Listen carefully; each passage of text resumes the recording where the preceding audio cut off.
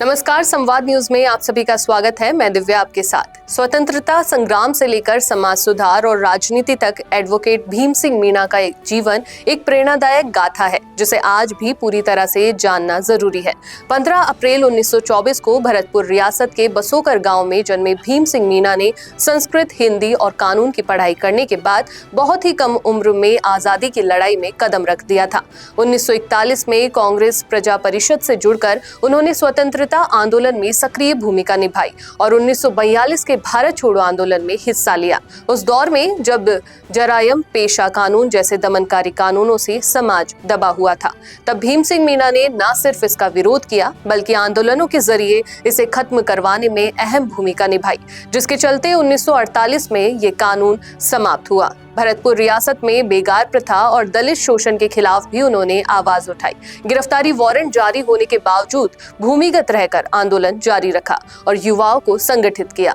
आजादी के बाद भी उनका संघर्ष खत्म नहीं हुआ बल्कि समाज सुधार के रूप में एक नई दिशा में आगे बढ़ा।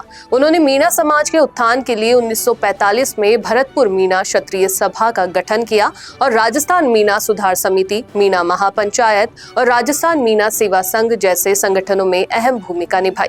काका कालेलकर आयोग के सामने मीणा जनजाति के आरक्षण की मांग को मजबूती से रखा और पंडित जवाहरलाल नेहरू तक अपनी बात पहुंचाई, जिससे समाज को अधिकार दिलाने में उनकी बड़ी भूमिका रही। एक राजनेता के तौर पर उन्होंने चुनाव भी लड़े और पंचायत स्तर पर प्रधान बनकर विकास कार्यों को जमीन पर उतारा। भूमिहीनों को जमीन दिलाना, कॉलोनियों का निर्माण, गौशाला का विकास और नशा मुक्ति अभियान जैसे काम उनके योगदान को और बड़ा बनाते हैं। खास बात यह रही कि उन्होंने कभी भी निजी लाभ के लिए स्वतंत्रता सेनानी सुविधाओं का इस्तेमाल नहीं किया और यहाँ तक कि न्यायाधीश बनने का मौका भी ठुकरा दिया, क्योंकि उनके लिए समाज सेवा और सिद्धांत सबसे ऊपर थे। भीम सिंह मीणा को उनकी निर्भीकता और स्पष्टवादिता के कारण काटेड़ का शेर कहा जाता था। अगस्त 1989 में उनका निधन हुआ, लेकिन उनका संघर्ष, विचार और योगदान आज भी समाज के लिए प्रेरणा है।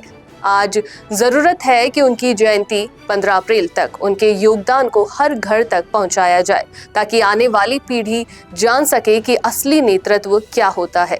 संघर्ष, सिद्धांत और समाज के लिए समर्पण। ऐसी ही और खबरों के लिए देखते रहिए संवाद न्यूज।